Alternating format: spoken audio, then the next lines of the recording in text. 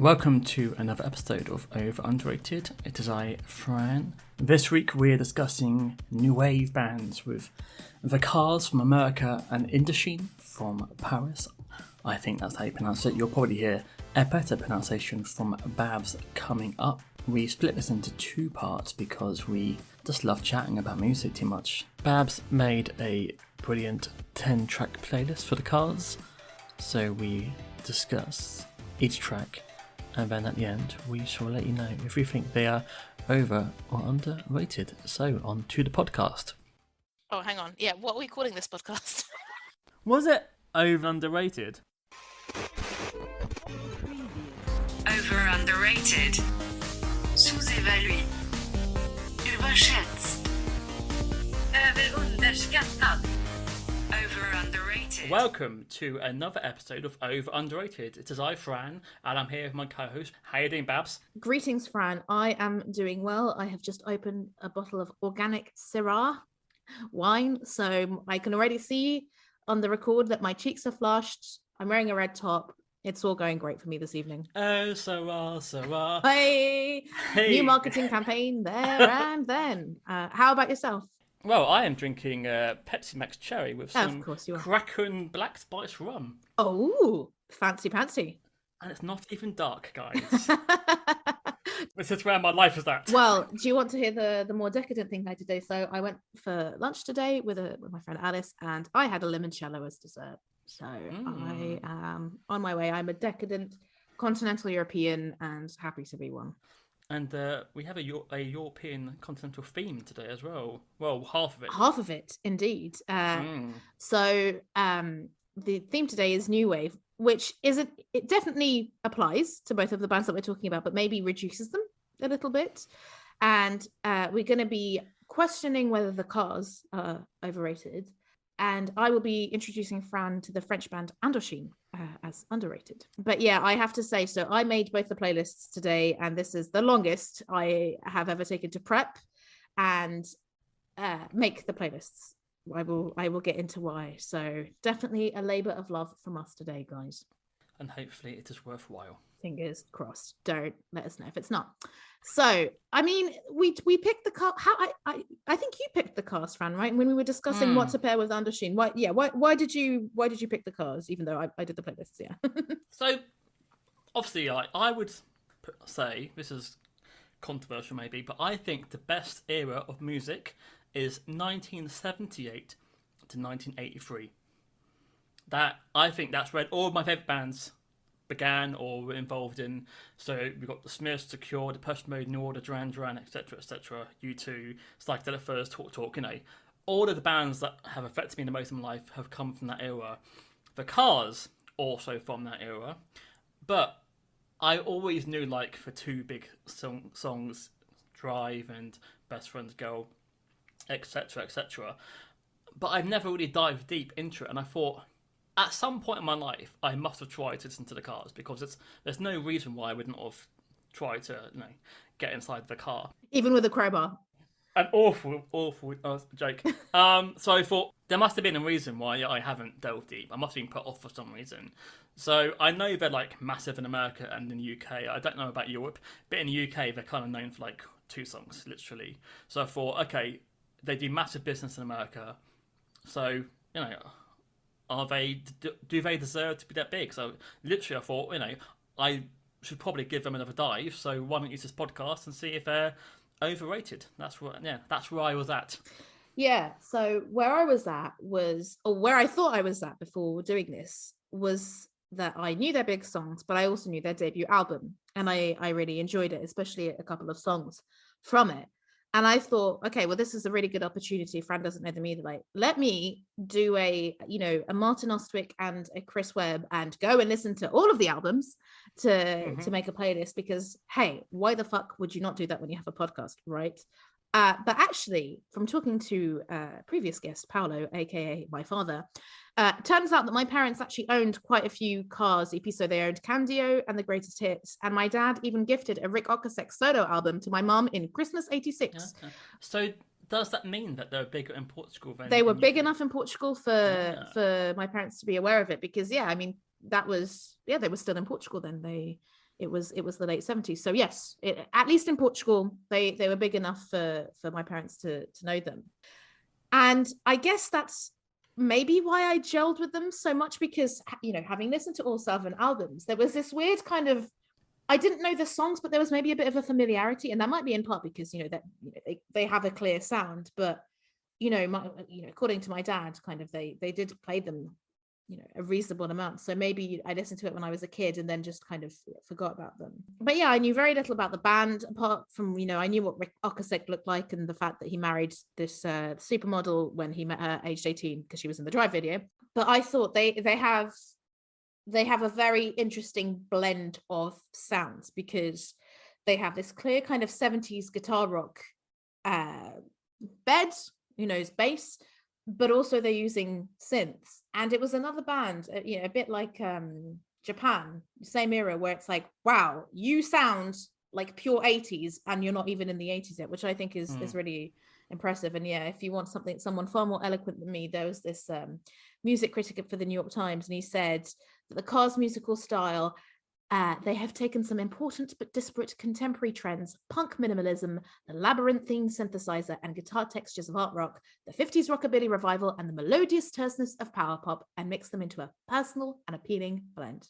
Yeah, I think that's true. So because I hadn't listened to all 7 albums before I came on here, I didn't know whether I would find them overrated or not. So I think neither of us are coming in here with a fixed opinion, right? This is really a band that we're both exploring, hopefully through this playlist, and we'll see what the conclusions are at the end. I deliberately left out Drive and Best Friend's Girl because I thought, well, Fran will probably know them, so that's I always kind of thought Drive was a strange track. So yeah, so a lot of people, I think my age, they think of Drive as being like the Cars sound. Like, we're not aware that isn't really what the Cars sound like. I mean, it's not even the main singer, is it? It's Ben Orr, the bassist. And he is probably the most charismatic, good-looking member of the band. Good-looking. I did not know what he looked like. And man, is he a 50? Rick, being a guy in his late 30s, 40s, did not look like a quintessential frontman of a band. So I did not realise that they shared vocal duties until doing this podcast. Yeah, this is something I've noticed. Like, were they one of the first bands to have that 80s voice everyone seems to copy? Because no band these days would sing like this. It was very David Byrne, Brian and it's like, Ferry style. And everyone seemed to then have that way of singing. It's like, were they signing bands that voice, or was all the people wanting to sound? Well, no. I've got some facts about kind of maybe why they were so successful, because they didn't sound like anyone else on the label. You know, I knew Drive, and I was kind of thought it was strange that Drive was the Live Aid anthem, because there's a. It was. Yeah. It became, like, when they're showing the footage of the famine, they were playing over top of it Drive. I'm pretty sure that Getting Home is the least of the worries in Ethiopia. But I think the Cars also suffer from what Japan suffer from, which is their name sounds like other things. For the longest time, I associated Cars with Gary Newman, because that was his song. And also the fact that their most famous song is called Drive, I think actually is quite confusing. But yeah, and then I think like Best Friend's Girl, I've heard in maybe films, and I think a couple of Car songs have been in like American films. But what I found very interesting was that, like, I knew Rick, I can't pronounce his surname. I think it's Ocasek, but again, it's Czech. It's probably not that. Sorry, guys. I knew him as a producer, so it was very interesting to find out that he only produced their last album. Like, he didn't produce any of our albums, which is kind of weird why he would then become like the 90s to go to producer, because he produced Weezer, Nada Surf, The Wanna Dies. I did not know any of those. He tried to produce Hanson's second album, but then quit. Too deep for he became like this mega producer, so I thought, he must have been like all over Cars, like producing, writing, singing. But yeah, like their first 6 albums are not produced by Rick. Bizarrely, for a band who are this big, there's no actual documentary. So I watched like a VHS copy of a 1982 like interview documentary, and it's mainly talking to Elliot about him changing his hand, because he's a right-handed guitar player, and then his manager told him to play left-handed because it looked good on stage. Wow. So he learned to play left-handed so that he was facing one way and then Rick was facing the other way, like the Beatles. Oh, wow. It's like a marketing thing. And like, yeah, it's all about, his background in like surf music and the blues and stuff. But then I watched an interview in the 90s, must have been just before Ben died, and they are not what you call a laugh. It doesn't surprise me because their music is quite layered, right? Like it's not necessarily exacting. What's the word I'm trying to find? Like, I feel like every song has a kind of slightly different synth sound, right? It's never the same, and the way it's constructed is also different every time. So yeah, but I guess they kind of have some party sort of songs. But then I also read that they were not great live. People said they never moved on stage at all. Well, I posted a Cars song in God's Jukebox, and one of my followers said that his first concert was the Shake It Off tour, and I said, "Oh, how was it?" And he said, "My memory's not what it used to be, but I really enjoyed it." But I guess if you've got the songs, you can do it. But yeah, but I know they weren't like a ran around the stage and doing spins with guitars kind of band. But then again, what is also interesting about the 80s is that you could have a band who are in their 40s and be like a top 10 band, which would never happen now. Like Phil Collins was a sex symbol in the 80s, and like they're all born in the mid 40s. They all had like a whole life before they even were in the Cars, and you can never, apart from maybe Future Islands, it's very rare you have a new band who are like over 30. I can't think of an example off the top of my head. Yeah. It's a bit like Cheap Trick, but I do like that, back in those days, it wasn't all about the image. I guess they kind of started just before MTV, so it was still about the music. Yeah, but I enjoyed the playlist, and I learned a lot, and yeah, I'm looking forward to getting into it. Right, and let's do that. Overrated. So my first pick is Just What I Needed from their debut album, The Cars. I picked this because I got, for some reason, I don't know why I went to listen to the Cars debut album. I don't know what took me there, but that's when I really discovered this album. And I got really obsessed with this song and the other song from that album on this playlist, which we'll come to. They were even in my Spotify Wrapped that year as kind of my most played songs. I think I like it because and I think I'm going to be saying this a lot, I really like the way it builds. So it starts pretty guitar focused, then instruments come in, and then there's a hit of harmony, then the guitar, and then the synths. And I think it really is a good introduction to the Cars sound. They mix pop, rock, and electro sensibilities. I really like when he says, "It's not the ribbons in your hair and the harmonies come in." I think that's genuinely beautiful, countered with the "I need someone to bleed" as a quite sinister line. Yeah, I put down Army Hammer. Anyone? Well, I was thinking like a woman on her period, but like. And I think cannibalism. This is how we think. and that wise we are two great and compatible podcast presenters. I think this song shows that they're clear trendsetters. There's this snifter of 70s guitar, 70s influence, but they're making a new type of music for the time. And the drummer, David Robertson, he talked about how they use technology, and he said, we'd always get the latest stuff from music stores, even if it would be obsolete in 1 or 2 months. It reached the point where I'd have 10 or 12 foot switches to hit during a short set. And yeah, this album sold 6 million records, and they were signed with Elektra, and both Arista and Elektra tried to sign them. And I was telling you about the signing, like Elektra were not as new wave heavy as Arista was. So I think that let the Cars kind of stand out more. And yeah, the drummer Robinson said, on Elektra they had the Eagles and Jackson Brown, and along comes this crazy Boston band who wanted a black and white photo collage on their cover because they actually didn't like the album cover. I think this is a really catchy and catching you by surprise kind of song that is cleverer than you think on first listen. Yeah, so when I saw the title, I thought I didn't know it. But when I heard the chorus, yeah, I must have heard this in like films and stuff. So yeah, it's got Ben singing. I'm surprised he wasn't a frontman. Is it because Rick writes the songs? Is that why? I don't know. Ben is like I only maybe like an hour and a half before doing this did I see what he looked like, because I saw that he had a solo album and a song, and I was like, oh my god, like this man is gorgeous. And rest in peace, Ben. He died so young from so cancer. Young in 2000 as well, such a long time ago. So yeah, I mean, I would have to say I apologize to the Cars because I always assumed that a lot of these American bands like the Cars stole from like Talking Heads and British new wave, but they predated that sound. Yeah, and, they did. and this sound is pretty much the new wave sound for the next few years. That downward stroke sort of bass strings, sort of like dun dun dun dun dun dun dun, sort of like beat. It sounds like Split Ends, I Got You. Yes. That became like the new wave sound, and I think they must be the ones who kind of push that forward. So yeah, I was surprised that this is 1978. Mm-hmm. I love the Moog being high in the mix. That's one thing I do like about the cars, is that they do give space for the keyboardist, and he can really play. And yeah, and it's often very simple hooks, but it makes the song. If it was very often on car songs, if it was just guitars, drum and bass, it would be good, but it adds it takes it kind of somewhere else, I think. Listening to the interview, they do not like to be compared to like Blondie or Talking Heads or punk. They said we're definitely not a post-punk band. But bands never do they? Like, it's got a great chorus, and also this album spawned Best Friend's Girl. So looking at it, I think this would be a album I should probably check out, because I think this is the sound that I like. I think you really should. But again, going on to my next pick, I think the next one is also one you should check out. So my next pick is Night Spots from their second album, Candio.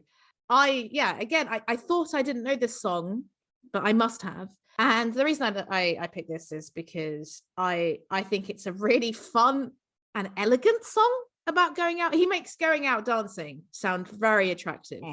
And yeah, there's this kind of wonky start in the verses, and then it goes into a more melodic chorus, but in a way that works. And there's these kind of ambient synths going on in the background. There's a very groovy bass line, and there's I called it the David Byrne, Brian Ferry delivery style, which I quite enjoyed. And I picked this because their debut album was so popular. This was only a year later, and while there's definitely like melodic sensibilities, it's not particularly commercial.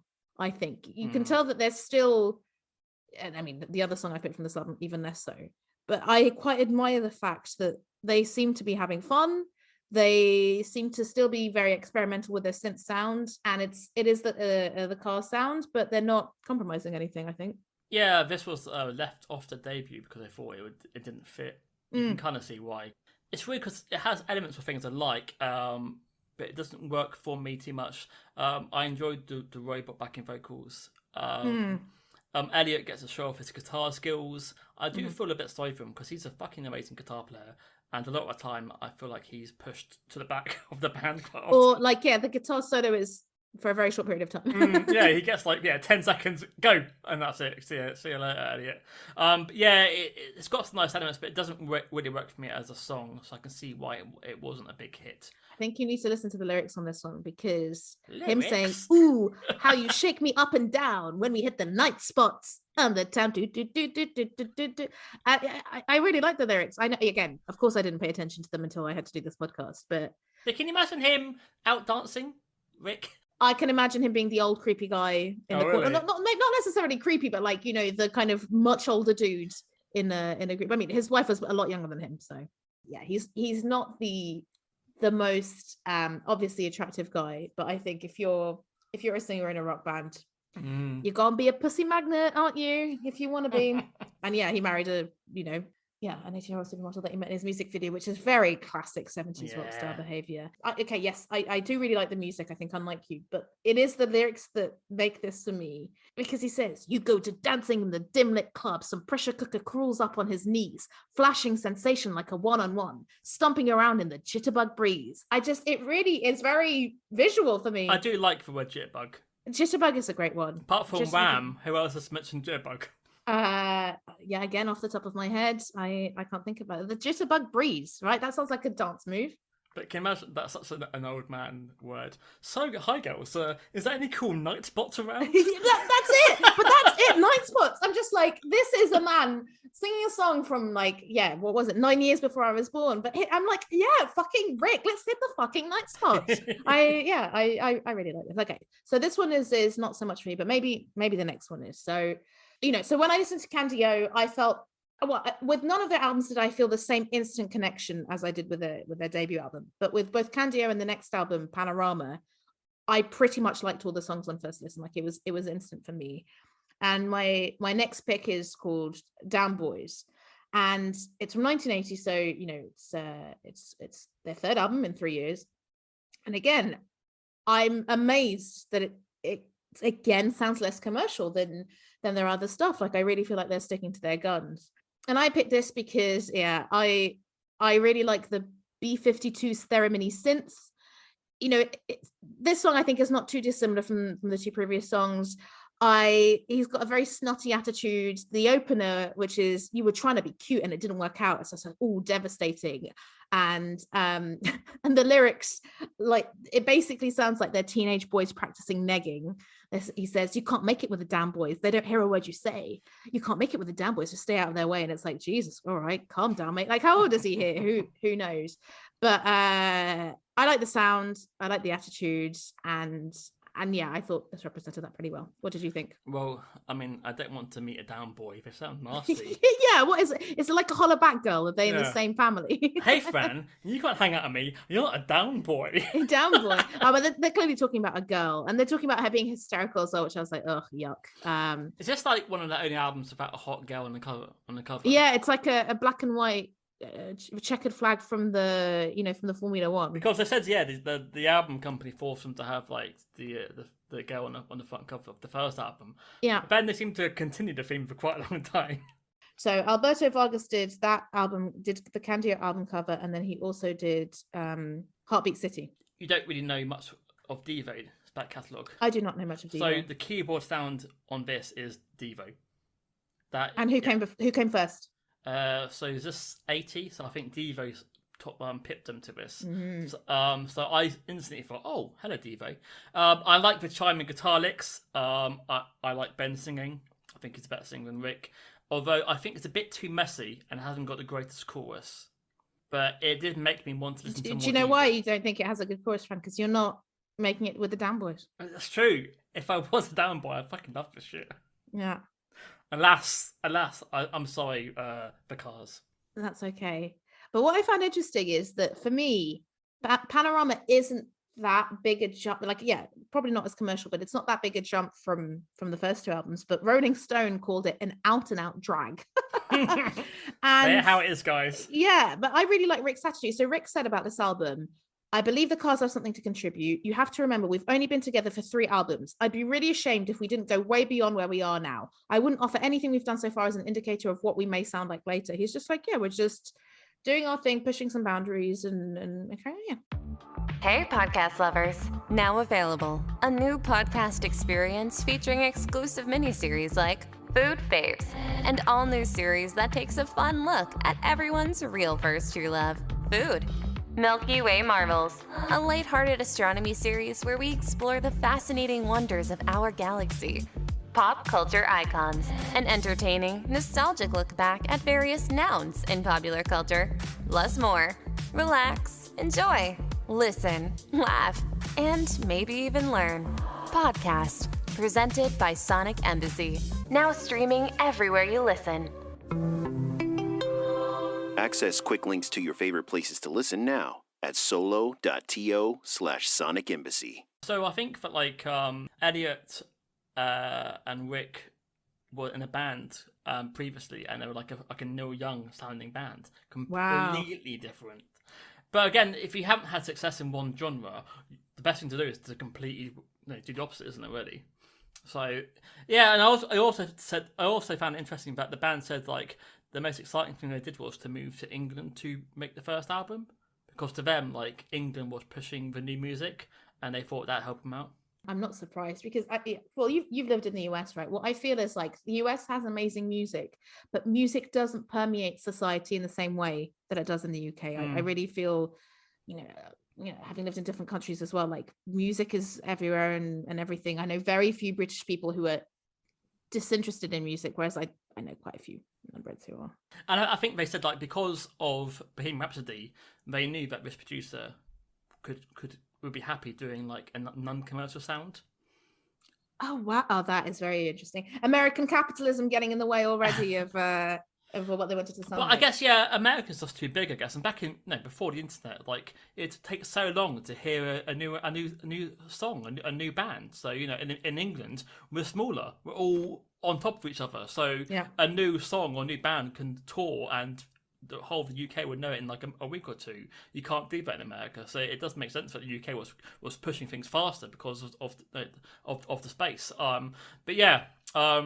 Yeah, definitely an interesting sound, but not the greatest song. Okay, well, we're going on to another album next. So, for the first few songs, I've gone chronologically. So we're on Shake It Up from 1981. And I didn't warm immediately to this album until I listened to this song, A Dream Away, which was track 6. So, I've listened to it a couple of times and I like the second half more, but I do think it's an album that needs more listens. Whereas the first 3 chimed with me immediately. This one took a bit longer, and maybe because here the sound is changing. This song specifically, it's a little dreamier, ha ha ha. There's less guitars, there's more keyboards, and there's more kind of experimental vocal stylings. And I quite like the ethereal nature. It feels like a natural evolution of their sound, which is also why I picked this. Like, I don't think you're surprised that this sound comes from a band that 3 years later did Drive, right? But for that album specifically, I definitely need a few more listens. And I think maybe if I listen to it 2 or 3 more times, I pick a different song. But this one was one that I really liked. It sounds like a drum machine. Oh yeah, you reckon? Yeah, and I think later on that he came out, Robinson came out to say that he wasn't being used, which is why I think on the later album in '87 that they returned to the normal drum sound, because I think they were experimenting so much that he was basically being put to the side, and I think they were using more electronic drums rather than which makes sense because again they're innovators, and this is 81, right? So again, it sounds like a song that's later. I think every song that I've picked so far sounds like it would be later because of their specific sound, but no, we're still in the early 80s. The guitar playing was like slow, casual strokes. It's long. It's a long track, and it seems to loop around for a long time. And there's a bit of it's edit. A Dream Away though. There's a bit of edit doing some noodling lower in the mix. But the lyrics are fucking weird. Like I didn't look at them. Tell me. I think one of the lyrics is chicken encounters for your bowls. What? They had some ramen or something, or the lovely chicken dish that they wanted to.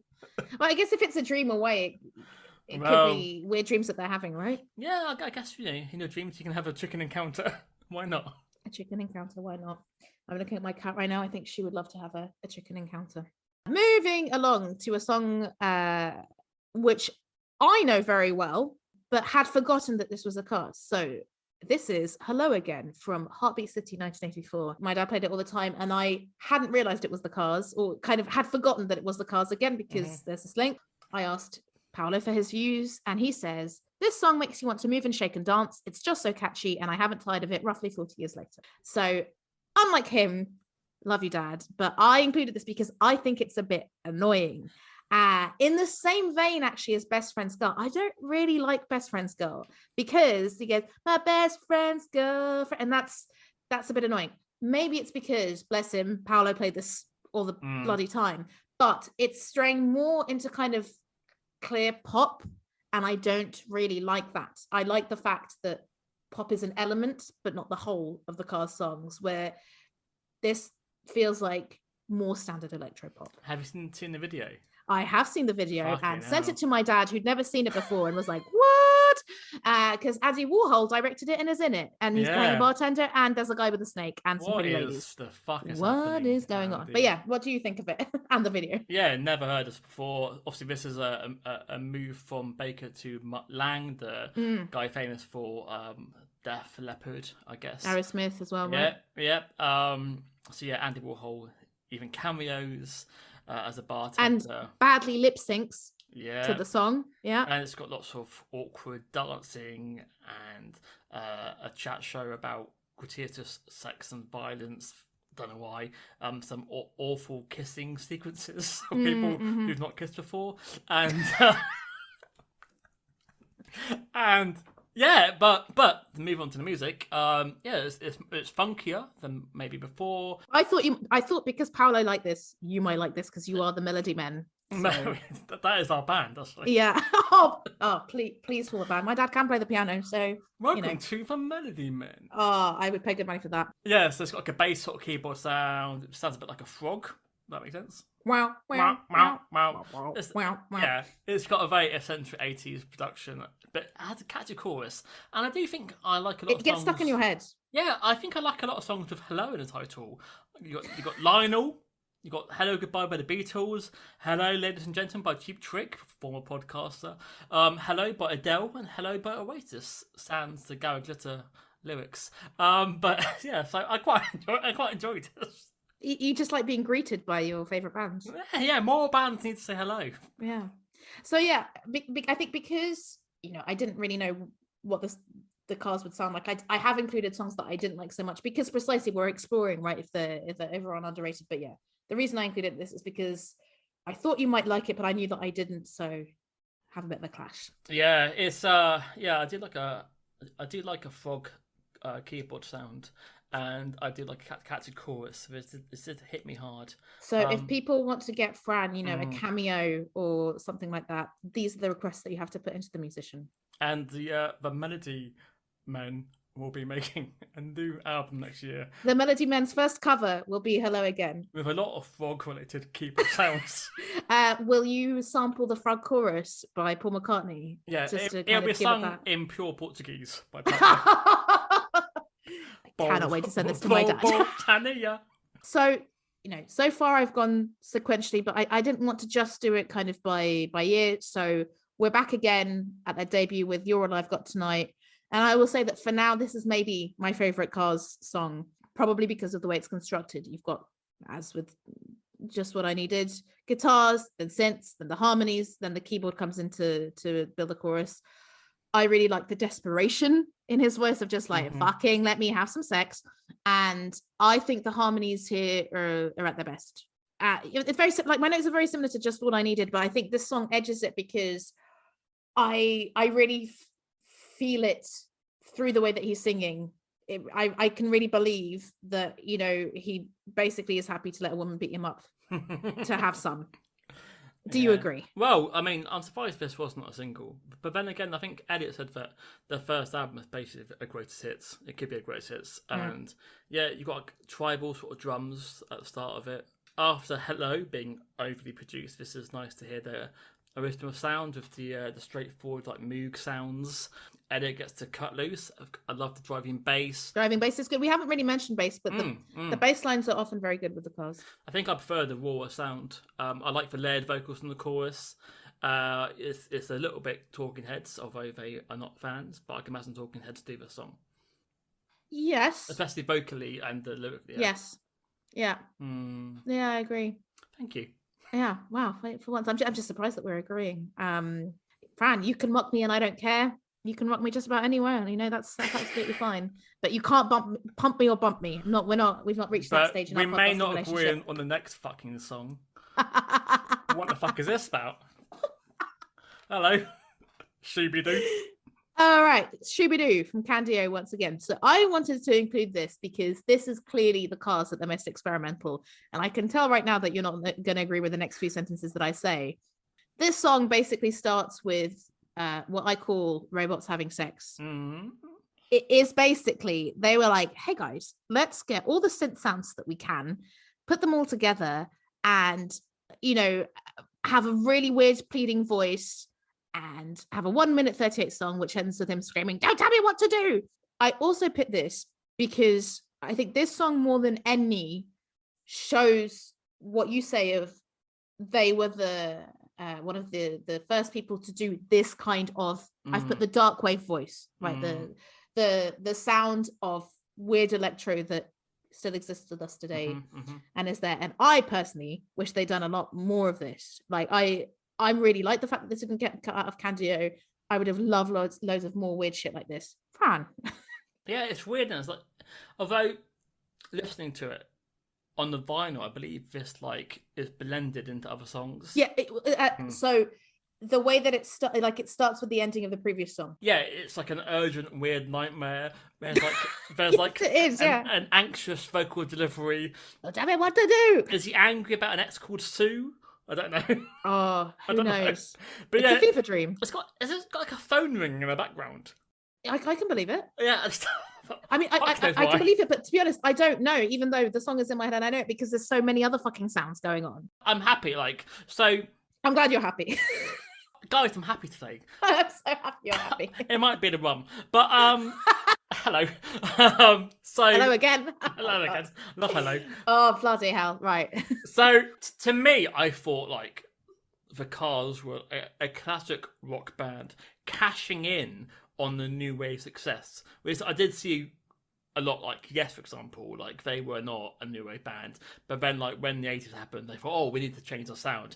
I thought the Cars were that sort of band. I thought the Cars were, like, a classic rock band who then, like, stole the sound of, like, the Police, Talking Heads to get success. I was wrong, because, no, they predated a lot of those bands, so I apologise to the Cars. Again, you've apologised to the Cars a lot this evening, so, yeah. So it's cool that they were still experimenting by the second album, because obviously they had a lot of success in the first album, and it's nice that this exists. This to me would be a B-side, but the fact that it's so short means that it's fine to be in the album, because it works as a palate cleanser between two songs. Yeah, I mean, I thought if anything, it is 1 minute 38, and you can listen to it once or twice and then be done with it. But no, but I don't know any Cars B-sides or anything like that, but I wonder how many more songs they have like this, because I would be very into an album of this. Obviously, you have to be in a certain mood. And I think, as you say, it does work very well because precisely it is an interlude between two songs. But yeah. Well, we're going back to more commercial, the Cars. So my next pick is, we're back at Heartbeat City, back in 1984 with Why Can't I Have You? And I picked this because, again, as many other songs from this era, we're moving away from guitars, but here I don't think it's in a good way, right? I like the verses, but I don't like the chorus, and that's unlike so many of the other songs that I've picked. And I think with the Cars, very often the verses are quite diametrically opposed to the choruses, but somehow they make it work because they either build in songs or they have a hook that's really catchy. But this song I think is kind of, let's say, like the worst, not the worst, but the worst of the Cars. I will also say that the verses sound exactly, and I realize I should have kind of sent this to you, exactly like the French artist Sébastien Tellier and his album Sexuality. Like, literally pick any song from Sexuality, it sounds exactly like this. And that album was produced by Daft Punk. So that was very interesting to get that hit. And I have absolutely heard this before in the nearer past. I know one song by Sébastien, which is La Ritournelle. Yeah, beautiful piece of music. So I've seen Sébastien Tellier live twice. I cried both times he played that song. Anyway, so this is what I thought the Cars were. So exactly, right? Yeah, we've got like a drum machine, we've got classic rock guitars. This could be Chicago. It's got overdub backing singers. It's a cheese fest, and the lyrics even say "baby." And I don't like any song with the word "baby" in it, really. To be fair. Okay, How so about you? Hello, Tick, Baby, no. Oh, no. Listen, I Came of Age as Baby One More Time. Well, yeah, that's fine. But any band you say "baby," maybe. Yeah, I don't mind. Well, unfortunately, the only other person I can think of is Justin Bieber at the moment. The baby, No, baby. thank you. No, thank you. So annoying. But no, I will not go down the baby train. The baby train. The baby train. No. I don't mind it. I don't mind it. Okay, so yeah, I was happy that you did like the song, because this was what I kind of expected the core, the whole playlist to be, the right? core Cars song, what the Cars music was, this sort of like meandering 80s rock, but I'm glad exactly. And I think Heartbeat City is the most overrated Cars album. So this one, like Shake It Up, like it didn't gel with me immediately. And I found it interesting because I found like a quote by this writer called Robert Christgau, which said, "The glossy approach the Cars invented has made this the best year for pure pop in damn near 20 years. And it's only fair that they should return so confidently to form," which is like, that's kind of the total opposite. I feel like that is someone who doesn't know / doesn't like the Cars up to this and is like, oh yeah, this is much more my scene.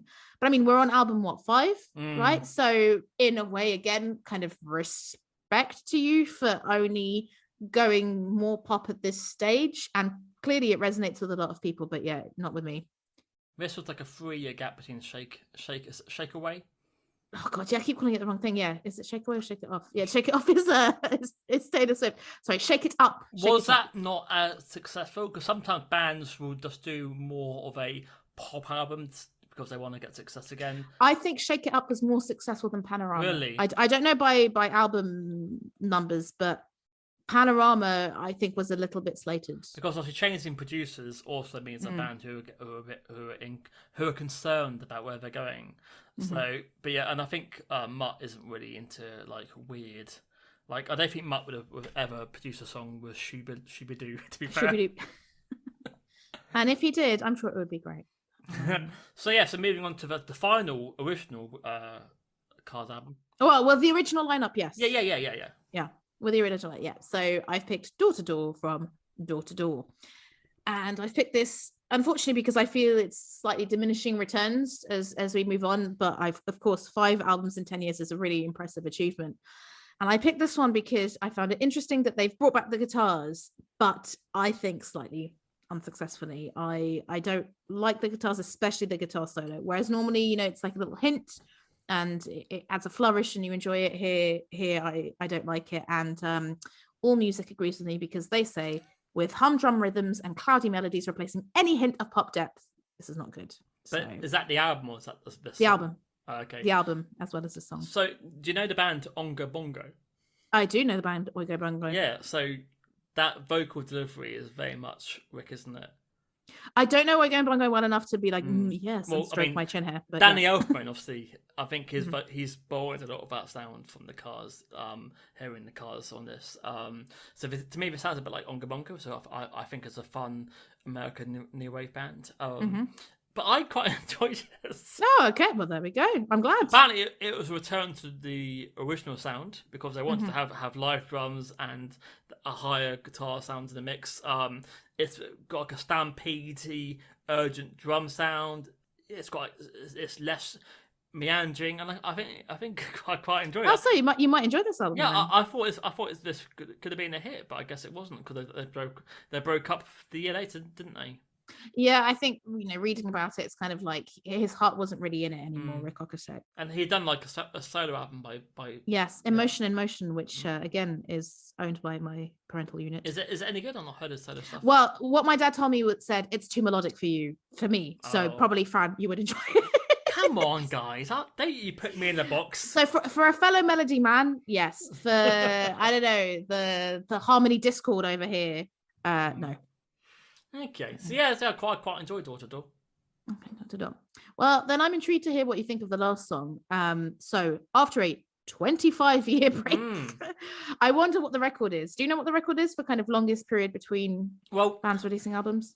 Psychedelic Furs brought out an album last year, and that was 30 years. Wow. 1991. I guess My Bloody Valentine, would it be a similar? I know, but there's maybe like 90 in 2018 or something. But now I thought I would feel similarly about this album as I did to Door, but I picked the song Blue Tip because I love it. I think it's somehow very the Cars, but also there's a kind of mid 2000s indie electro dance punk, whatever you want to call it, vibe, especially the drums.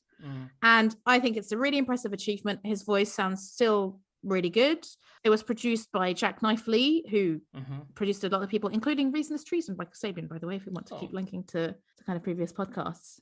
Yeah, I really like this song, and looking at the critics, people are like, this should have been a smash, and I think so. But yeah, do you agree? This might shock you. So I think this sounds like Elastica. You think this sounds like Elastica? I know. Whoa. But the delivery and the keyboard sounds like Elastica to me. I know Elastica stole from like a lot of new wave bands, like the Stranglers, for example.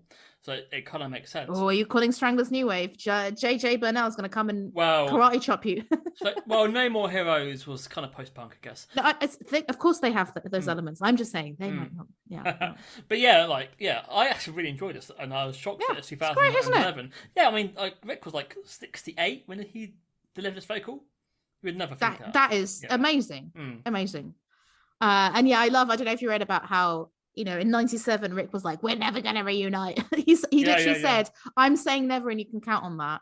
But yeah, there was like a partial reunion in 2005 because the Elliot, he toured with Todd Rundgren. The New Cars. As the New Cars, exactly. And I quite like the fact that, so Okasek wanted to call the album Move Like This because the band's reputation is that they don't move very much on stage.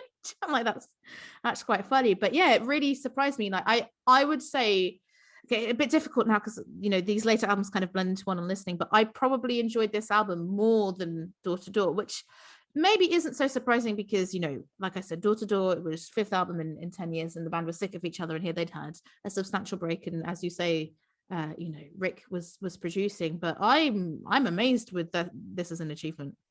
Yeah, no, I thought it was awesome. I'm surprised I didn't know about this because, like, in 2011 I was very much into music, so I would definitely listen to the Cars. But yeah, a great climax to the playlist. Oh, happy to make you climax, Fran. And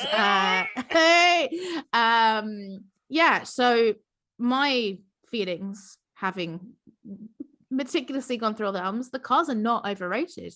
They do have quite a lot of monthly listeners, 5.6 million monthly listeners. That's high.